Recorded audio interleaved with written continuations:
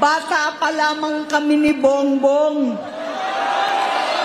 Alam na ng buong pamilya ang problema sa kanya. O kita nyo? Alam nyo na pala, ibig sabihin niloko nyo kami. Alam mo na palang adik yang utol mo, pinatakbo mo pa rin, binudol nyo lahat ng butante. Matagal mo na palang alam na adik yan, bakit tinayaan mong maging presidente? Tapos sasabihin mong mahal mo kami? Ibig sabihin, isa kang konsentidor na ate.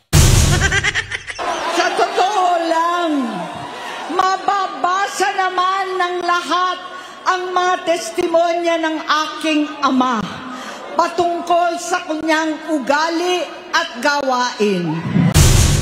Aimee, sa totoo lang din, bakit pinaabot mo pa ng 3 taon bago mo sabihin? Biruin mo, niloko mo, tiniis mo ng 3 taon yung taong bayan bago mo aminin. Tingnan mo pinatakbo mo yung utol mo, tapos yung pag-a-addict niya balak mo sa amin sikretuhin. At kung hindi pa bumahan ng todo, habang buhay mo kaming lolokohin. Ang totoo niyan, mas mahal mo yung adik mong utol kaysa sa amin. Noon, dahil may tatay pa kami, hindi ko pa siya responsibilidad.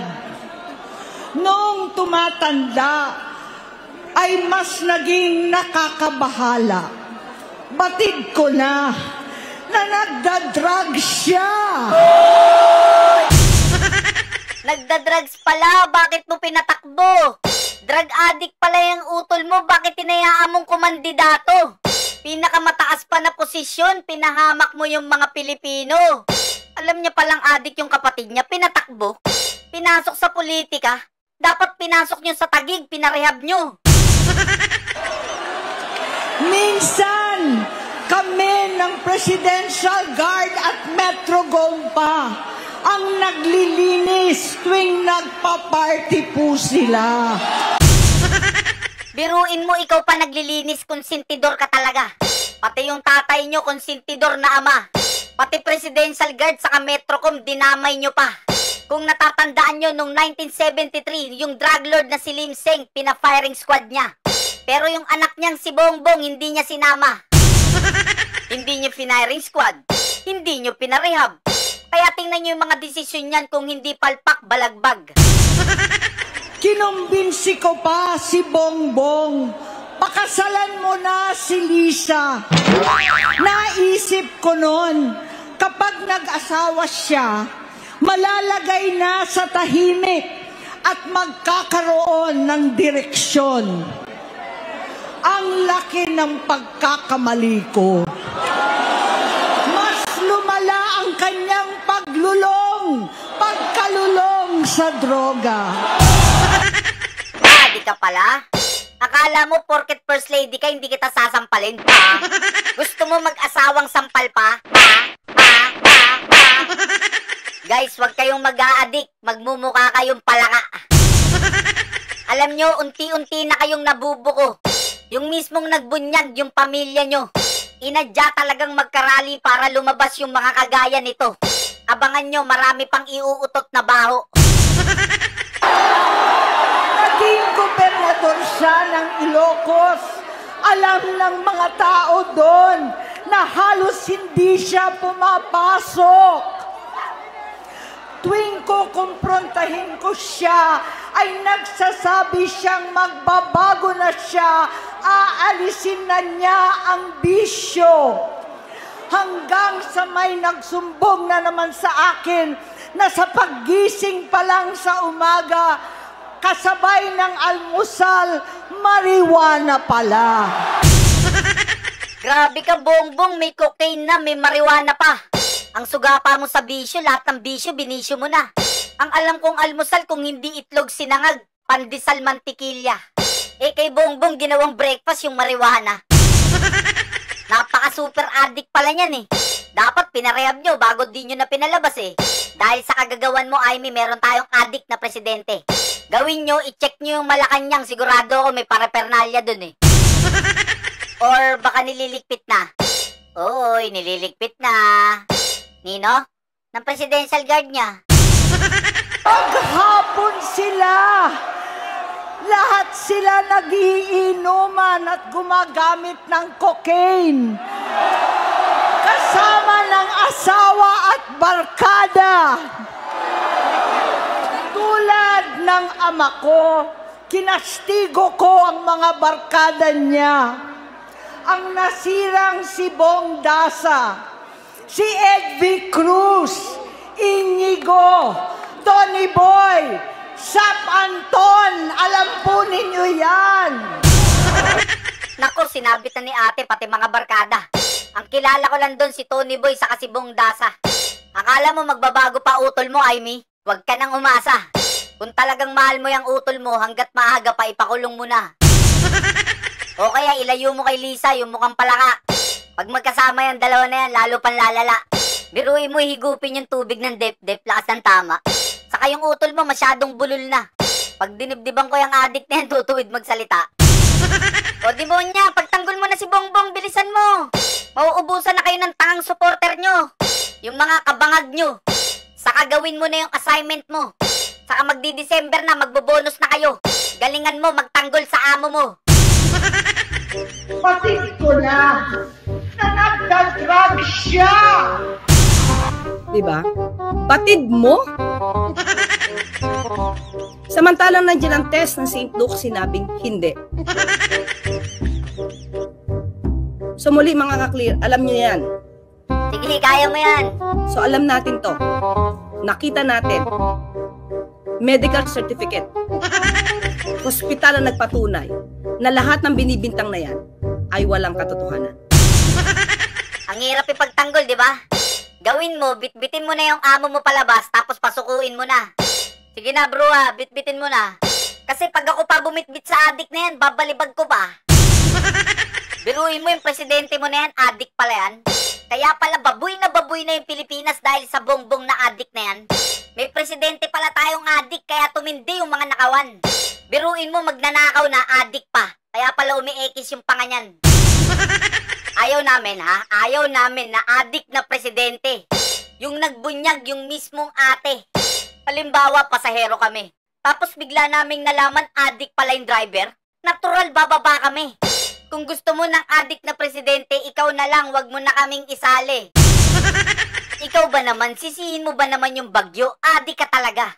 Yung bagyo daw hindi sumusunod sa schedule. Wow, pare, lakas ng tama. Tapos yung 4,000 pages binasa. Binabasa niya habang nagngangalit yung panga. Paano nagre-resign na sa takot ang mga pulis nila at staff dahil sa lumalalang bisyo? Inayos ko sila dahil gusto niyang ituwid ang buhay niya. Gusto niyang mag-vice-presidente. Hindi siya pinalad at lalong nagkaroon ng oras para sa bisyo. Simula noon, naging malabo sa amin ang lahat. Kaysa mag-away, bigla na lamang lumayo ang loob namin sa isa't isa.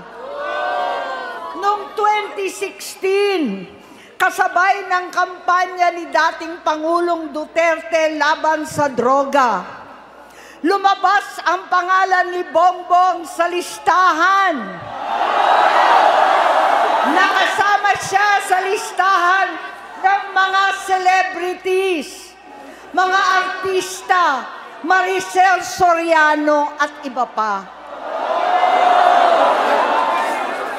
Masinsinan kong kinausap si Pangulong Rodi. Halos manikluhod ako.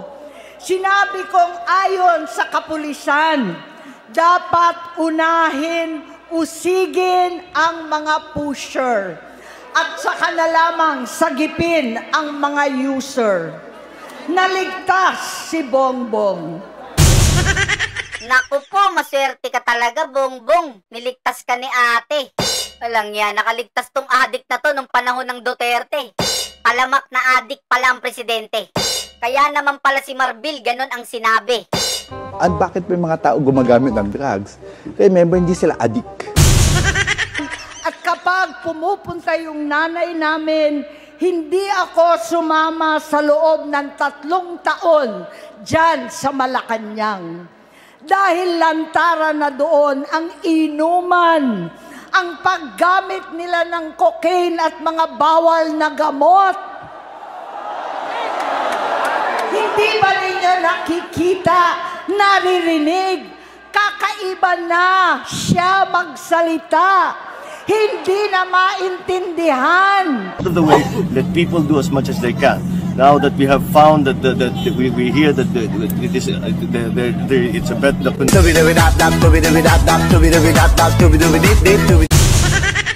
Kung ano-ano na ang sinasabi at wala na sa sarili. Titiyakin natin na ang DepEd na ang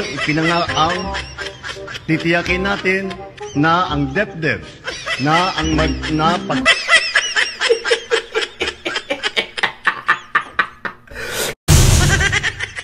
Nagbunga na ito ng mga nakakapinsalang maling desisyon. Imbis na bumaha tuwing tag-ulan, ang gagawin natin ay iipunin natin ang tubig para mapakinabangan sa panahon ng tagtuyot. At nagbunga na ito ng mga nakakapinsalang maling desisyon. Hinayaan niyang kumilos ang mga nakatalibot sa kanya. Yung mga umaastang presidente habang nilululong siya ng mga ito.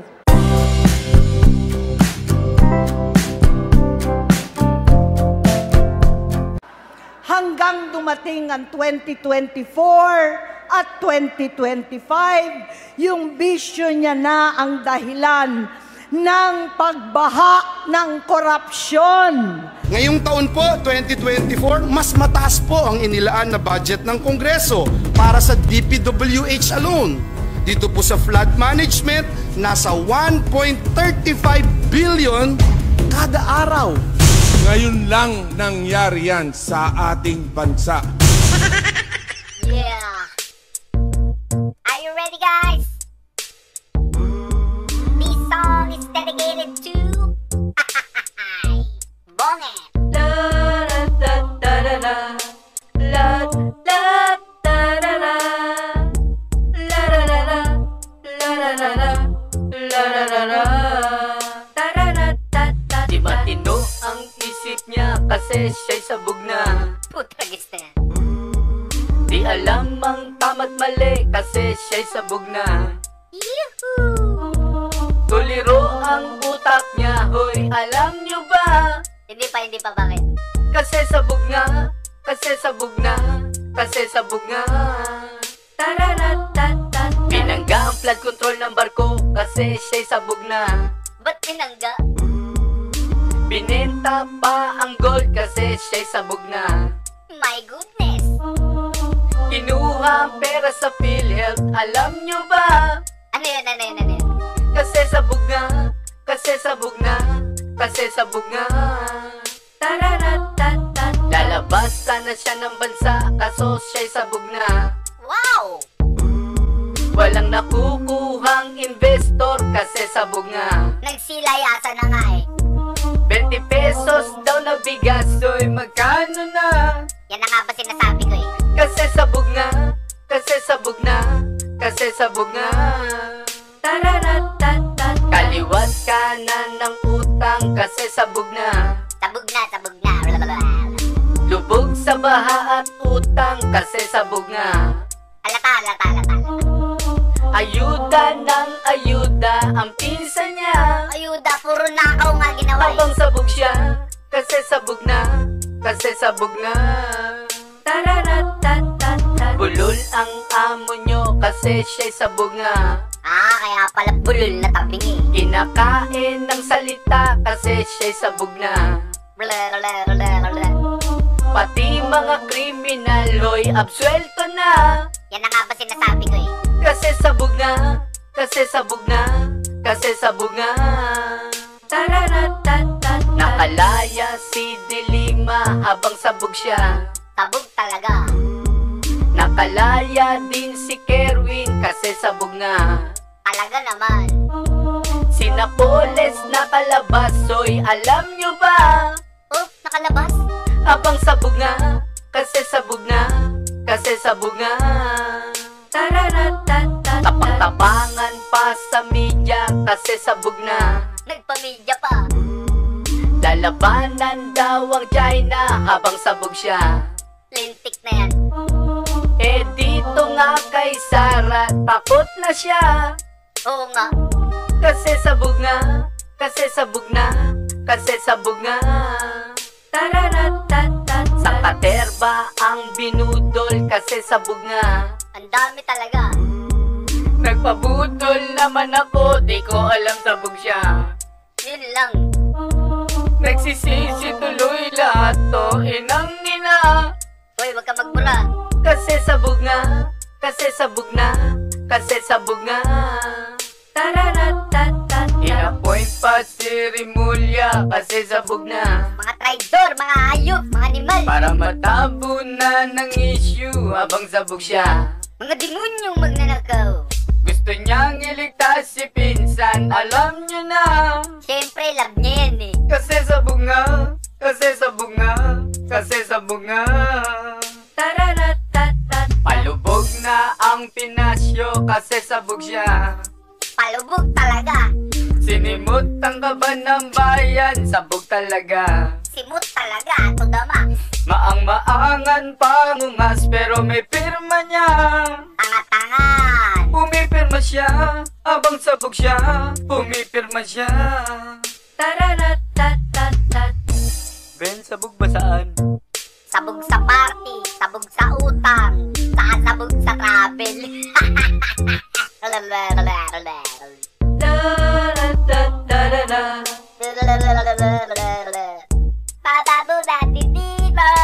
Bababungit. Bling blong. Ben, maawa ka, tama na. Kawawa na yung baby M namin. Hoy, mga tanga. Hindi namin kayo titigilan hanggat di nyo sinusuli yung mga ninakaw nyo.